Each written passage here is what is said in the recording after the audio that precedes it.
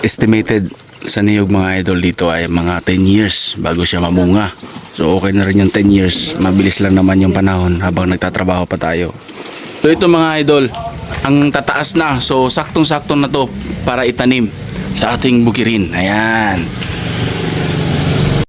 Yo, good morning mga idol. Welcome back to my YouTube channel. So for today's video, farming vlog muna tayo. So ayan, kinarga na namin dito sa truck ang mga niyog. Ayan, papago. Kasi hindi habang buhay, nasa barko tayo. Kaya kailangan natin mag-invest. Yung pinapatubo tayo habang nagtatrabaho. Saan ka man nagtatrabaho ngayon. So ayan, may space naman doon sa lupa namin. So ito mga binhi na to. Yan, yung mga binhi na yan ay si Papa lang din yung nagpabinhi niyan. So sa likod lang ng bahay namin dito sa probinsya may mga niyog. So yung mga niyog na yon yung binibinhi niya para itanim namin. So ang tataas na. So ito mga idol, ang tataas na. So saktong-sakto na to para itanim sa ating bukirin. Ayan.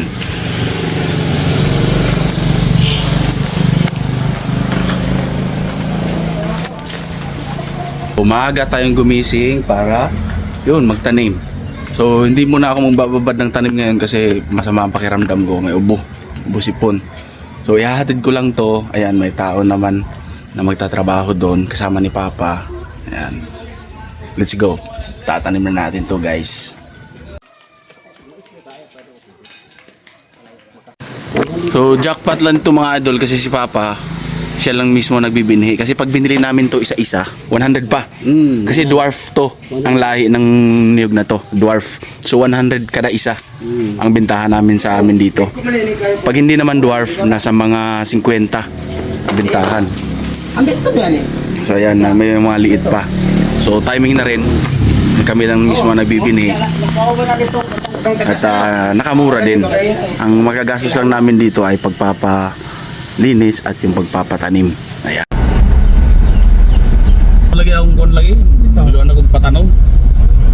Sa gunsaw tigo mo kwarta mahurot jud. So andito na kami ngayon dito sa area kung saan kami magtatanim mga idol. So ipapakita ko sa inyo yung mga natanim na ni Papa habang wala ako. Yung isa-isa lang niyang pagtatanim kasi matataas na eh. Ayan, naka-sticking na rin. So ayan, naka-sticking na rin yan. Ayan, yung natanim na dati. Ayan, tapos andun, ito. So tabing kalsada lang po ito dito sa amin.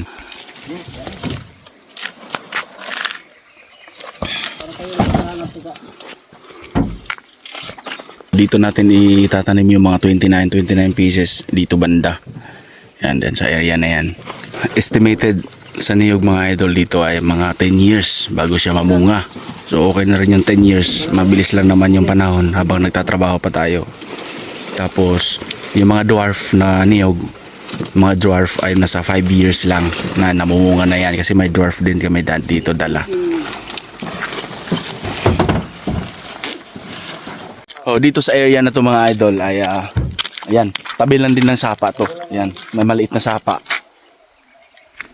So dati itong sapa na to ay dito kami nagpapaligo ng kalabaw. Ano ba yun sa Tagalog? Papatuna. Ayan, tuna, hindi ko alam sa Tagalog yun eh. Dito ay parang bem, sa naikon bem. Sa? Nasa naikon. Okay.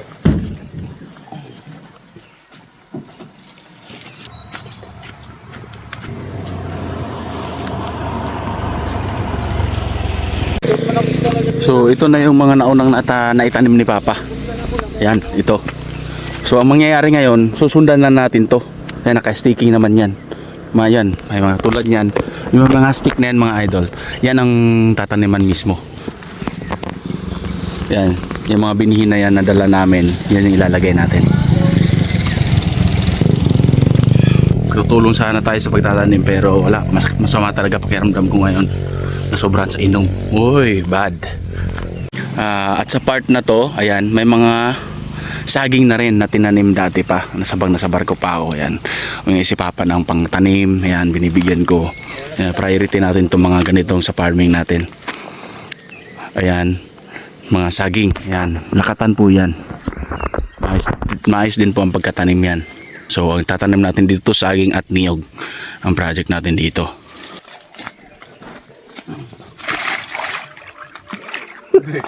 Tuna sa una, no? Alam ko agi na, tik na lang ako. Kanang kahoy. May pagkalubong nga gido. Gunit ka nang nayong iugbok. Saka ka. Patya. Oh, nice. Ana. Ligo. Dari minikin drink nga musahom ginto. Na mo na di ako ano dalha na rin kay sagbot pa. Musahom to. Mo na dalha kay sagbot pa. Tinggal lang motor. So, yun lang po for today's vlog mga idol. Yan, update na lang tayo. Next time, magtatanim na tayo. So, hindi lang yan. After nyan, after magtanim ng mga niyog, ay lalagyan din natin yung mga prutas tulad ng durian at lansones. Ayan. Ayos din yung kitaan dito sa lansones eh. So, yung mga taga Davao, dumadayo dito sa amin para mamili ng mga prutas nila. Kaya ang daming prutas din sa Davao. So, ayun, sila Papa, mag-uumpisa na lang sila, mag-uumpisa na yan sila magtanim ngayon. Ayan, nag-sticking muna. Tapos nililinisan yung area. And thank you for watching mga idol. So, ingat po tayong lahat. Maraming salamat po sa inyong suporta palagi. Minsan lang tayo makapag-upload dahil sa busy. Inuuna ko kasi yung Facebook page ngayon. Ngayon at medyo okay naman ang resulta. So babalik na tayo dito sa pag-YouTube ulit. Thank you so much sa inyong suporta mga idol. Babawi ako sa inyo lahat. God bless.